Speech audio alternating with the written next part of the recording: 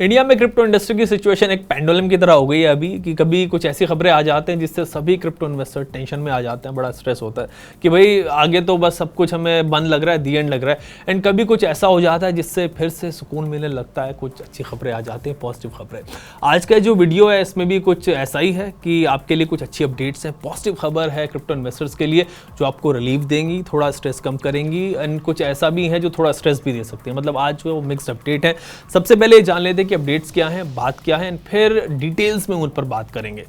सबसे पहले तो WazirX यूजर्स जो हैं उनके लिए एक पॉजिटिव अपडेट यहां पर आ रही है। ईडी की जो रेड हुई थी क्रिप्टो एक्सचेंजेस पर, क्रिप्टो एक्सचेंज पर WazirX पर, उससे रिलेटेड इंपॉर्टेंट अपडेट है WazirX यूजर्स के लिए। उनकी जो टेंशन है वो थोड़ी कम हो जाएगी इसके बाद। जो ये सोच रहे थे कि अब एक्सचेंज का क्या होगा, कहीं भी एक्सचेंज बंद तो नहीं हो जाएगा, उनके लिए there is a good news. दूसरा मेजर अपडेट है financial stability and development council की तरफ से, FSDC की तरफ से इनकी एक मीटिंग हुई है जिसको फाइनेंस मिनिस्टर निर्मला सीतारमन ने चेयर किया है। इसमें इंडिया में क्रिप्टो के फ्यूचर को थॉरली डिस्कस किया गया। इसमें क्या बात हुई है ये आपको बता रहा हूं आज। इसके अलावा ईडी ने चाइनीज ऐप लोन केस में एक और एक्शन लिया है जिसमें WazirX और दूसरे एक्सचेंज को समन किया था, आपको याद होगा। उसी में एक और एक्शन लिया है। अब ईडी ने 4 और कंपनियों के एसेट्स को जो है वो सीज कर दिया है। एंड इसके बाद अभी जो इथेरियम मर्ज कंप्लीट हुआ है उससे रिलेटेड भी आपसे कुछ बात करनी है। एंड फिर बाइनेंस पर एक बड़ा अपडेट आ रहा है, वो भी आपको देना है। सो आज फिर से आपके लिए काफी कुछ है। So let's start. सबसे पहले बात आपसे क्रिप्टो वर्ल्ड के सबसे बड़े इवेंट यानी कि इथेरियम मर्ज की करते हैं। इथेरियम का प्रूफ ऑफ वर्क से proof of stake consensus mechanism की तरफ जो ट्रांजिशन है वो हो गया है। अब ब्लॉकचेन 99.9% एनर्जी एफिशिएंट हो गई है। बड़ा मेजर कंसर्न था एनर्जी कंजम्पशन को लेकर। आजकल हर देश जो है वो इसी तरफ डिस्कस कर रहा है कि इकोलॉजिकल इशूज जो है उनको कैसे रिजॉल्व किया जाए, कैसे एनर्जी कंजम्पशन जो है उसको कम से कम किया जाए, रिड्यूस किया जाए। सो इथेरियम पर तो things are at least sorted. As पर ब्लॉकचेन्स को founder this merge will reduce energy consumption by 0.2%। वैसे जो लोग हायर स्केलेबिलिटी और कम गैस फीस की भी बात कर रहे थे मर्ज के बाद, तो उनको मैं क्लियर कर दूं कि अभी मर्जर इन दोनों इश्यूज को डायरेक्टली एड्रेस नहीं करता है अभी। But in future update higher scalability और गैस फीस जो है वो रिड्यूस हो सकती है। इस पर आगे अपडेट्स में काम हो सकता है। जो सबसे बड़ा बेनिफिट यहाँ पर हुआ है मर्ज से, वो हुआ है ईथर इशुएंस का कम होना। मर्ज को ट्रिपल हार्विंग ऑफ ईथर भी कहा जा रहा है। कॉइन सर्कुलेशन में कम हो जाएगा from 13,000 ether per day to 1600 ether per day, यानी कि 13,000 से 1600। अगले 4 साल में यानी कि 2026 तक यहाँ पर 5 और अपडेट्स ब्लॉकचेन में आगे प्लान है, जिससे ट्रांजैक्शन स्पीड जो है वो भी काफ़ी तेज़ हो रही है, बूस्ट हो रही है। एंड इसकी वजह से यहाँ पर आगे काफ़ी स्कोप भी दिख रहा है। वैसे जैसा यूज़र एक्सपेक्ट कर रहे थे कि प्राइस जो है वो सर्ज होगा मर्ज के बाद, पंप आएगा, बहुत ज़्यादा वैसा हुआ नहीं है। एंड अगर आपने मेरा लास्ट वीडियो देखा हो जिसमें इथेरियम मर्ज पर मैंने इन डिटेल बात की थी, प्रूफ ऑफ स्टेक क्या होता है वो भी हमने समझा था, तो उसमें मैंने आपको पहले क्लियर कर दिया था कि आप यहाँ कुछ ज़्यादा एक्सपेक्ट ना करें। सर्ज की जगह डंप भी हो सकता है, मतलब डंप भी हमें देखने को मिल सकता है। और देखो मतलब ऐसा ही हुआ, 5 दिन में 17% ईथर गिरा। वैसे दूसरे क्रिप्टोज भी जो है वो डाउन हुए, बट ईथर मतलब जो है वो ईथर सबसे ज़्यादा गिरा है due to speculations. But as per experts अगले कुछ महीनों में प्राइस मूवमेंट बड़ा इंटरेस्टिंग हो सकता है। But again I would say कि भाई आप सिर्फ इवेंट की वजह से, मर्ज की वजह से किसी क्रिप्टो में मतलब इन्वेस्ट मत करना किसी इवेंट की वजह से। टेक्नोलॉजी को आप समझना, यूज़र्स मतलब उसके बारे में पढ़ें एंड फिर जाकर इन्वेस्ट करें। सिर्फ उतना ही इन्वेस्ट करें बल्कि जितना आप रिस्क उठा सकते हैं। So keep this in mind. Ether merge बड़ा टॉपिक है, इससे रिलेटेड कोई क्वेश्चन हो तो आप कमेंट सेक्शन में डाल देना। एल्स अगर इस पर बात करते रहेंगे तो बड़ी लंबी हो जाएगी एंड इसके बाद अपना दूसरी बात भी करनी है। सो अब चलते हैं दूसरे अपडेट की तरफ जो है financial stability and development council की तरफ से। FSDC की मीटिंग हुई है जिसको चेयर किया है, लीड किया actually finance minister Nirmala Sitharaman ने।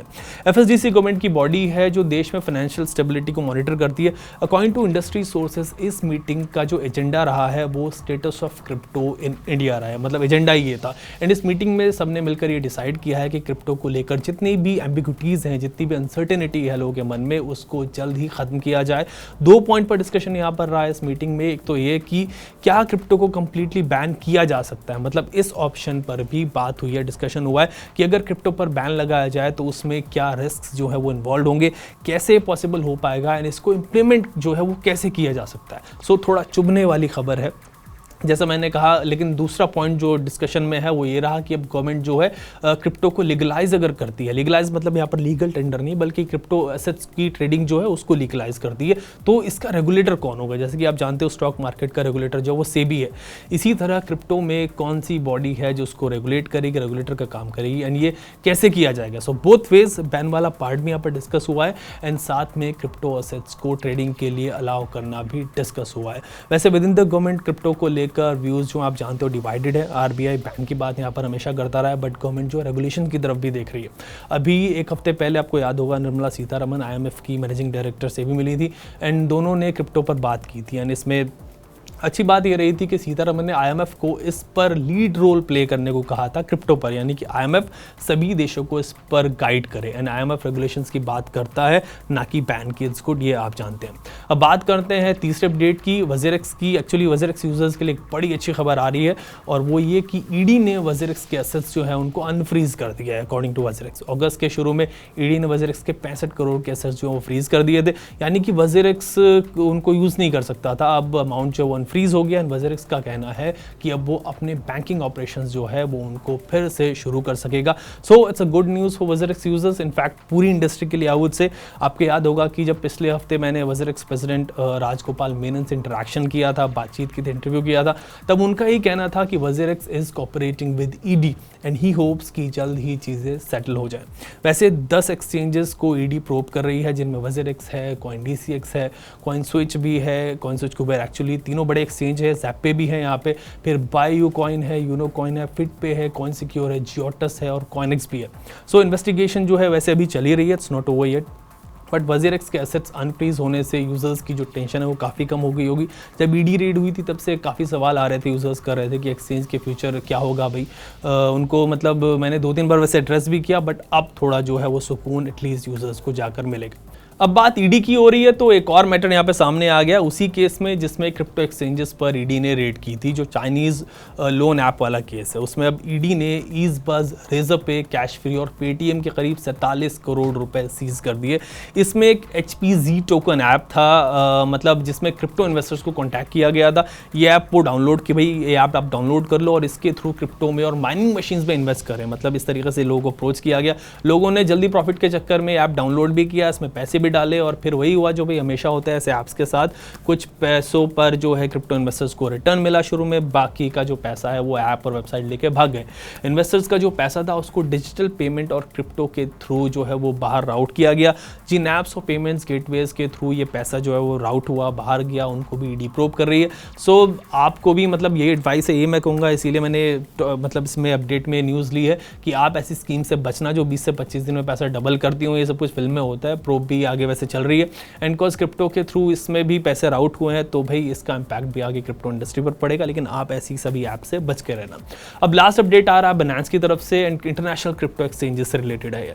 इनफैक्ट बड़ा इंपॉर्टेंट अपडेट है, इस पर मैं पहले भी बात कर चुका हूँ कि आपको किन एक्सचेंजेस के थ्रू इन्वेस्ट करना चाहिए अपना क्रिप्टो में पैसा एंड किन एक्सचेंजेस को अवॉइड करना चाहिए। सो बात यह है कि इंडिया में पिछले महीने यूजर्स ने सबसे ज़्यादा बाइनेंस की ऐप को डाउनलोड किया है, यानी लोग यहाँ पर इंटरनेशनल एक्सचेंजेस पर मूव हो रहे हैं। इंटरनेशनल एक्सचेंजेस पर जाना कितना सही है कितना गलत है वो आगे बात कर ही रहा हूँ मैं आज ही इसी पर।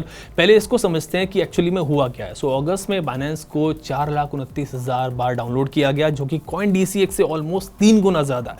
CoinDCX को 1,63,000 बार डाउनलोड किया गया। So people are preferring international exchanges over Indian exchanges. CoinDCX के जनवरी में 22 लाख डाउनलोड थे एंड अब अगस्त की अगर बात करें, जैसे मैंने बताया, आते आते अगस्त आते आते मंथली डाउनलोड जो है वो 1,63,000 रह गए हैं सिर्फ। एक और इंटरनेशनल क्रिप्टो एक्सचेंज FTX को भी लोग जो है क्रिप्टो इन्वेस्टर इंडिया में काफ़ी डाउनलोड कर रहे हैं, काफ़ी प्रेफर कर रहे हैं। जुलाई में FTX को 96,000 बार डाउनलोड किया गया एंड अगस्त में 52,000 बार, जबकि जनवरी में इसको 40,000 डाउनलोड्स ही मिले थे। मतलब यहाँ भी मतलब लोग बढ़ रहे हैं, यहाँ भी पेनिट्रेशन जो है वो बढ़ रहा है। वज़ीरक्स के अगस्त डाउनलोड 92,000 है, मतलब वज़ीरक्स से ऑलमोस्ट 5 गुना ज़्यादा बाइनेंस को लोगों ने डाउनलोड किया है। अब ये स्टैटिस्टिक बताने के पीछे मतलब मेरा पर्पज़ क्या, मकसद क्या है कि ये कि भाई इंडियन जो है वो बाहर की क्रिप्टो एक्सचेंजेस पर पैसा इन्वेस्ट कर रहे हैं, बट आपको यहाँ पर ये समझना चाहिए कि इंटरनेशनल क्रिप्टो एक्सचेंजेस जो है वो इंडियन लॉ से कंप्लाई नहीं करते। जो rules and regulations Indian government के हैं उनके हिसाब से नहीं चलते। सो इसमें आपको दिक्कत भी आ सकती है एंड आप फंस भी सकते हैं। इंटरनेशनल क्रिप्टो एक्सचेंजेस को यूज़ करना कितना सेफ है और कितना अनसेफ है ये जानते हैं हम WazirX vice president Rajagopal Menon. What you have to understand is this foreign exchanges India में ऑपरेट नहीं करते। तो they are not Indian laws जो हैं, इंडियन रूल्स जो हैं उन पे एप्लीकेबल नहीं है। सो ऑल वज़ीरक्स जैसे exchanges we follow Indian rules. जैसे जब गवर्नमेंट ने TDS इंप्लीमेंट किया था, वी मेक जो बट आपको ये समझना होगा the onus was on the buyer कि आप TDS डिडक्ट करके गवर्नमेंट को भेजिए। In cooperation with the revenue department, we built it in such a way that users को कोई तकलीफ नहीं हो। अगर आप फॉरेन एक्सचेंजेस में ये करते हैं तो आपको ये याद रखना पड़ेगा कि आपका जिम्मा है कि आपको टीडीएस भरना है। तो अगर आप नहीं कर रहे हैं तो आप शॉर्ट टर्म में आपको काफी फायदा हो सकता है, बट लॉन्ग टर्म में आप क्या करेंगे, क्योंकि आपको डिक्लेयर करना ही है आपके क्रिप्टोस। तब आप क्या कहेंगे, गवर्नमेंट पूछेगा टीडीएस कहाँ है इसका। तो अगर आप ऐसे करते हैं तो आपको समझना होगा that you are non compliant, और आपको मालूम है कि how this government is going after non compliant people. तो आपको ये सिर्फ यही याद रखना है। आपको हम लोग we are ordinary middle class people, हम लोग को रात में ठीक से सोना है, अच्छी नींद लेनी है। ये 0.1% बचाने के चक्कर में आपको आगे जाके काफी तकलीफ हो सकती है, ये याद रखिए। उसके बाद आप जो करना है आप कीजिए। All of us are old enough to know हमारे लिए क्या अच्छा है। उसके बाद आप डिसाइड कर लीजिए क्या करना है आप।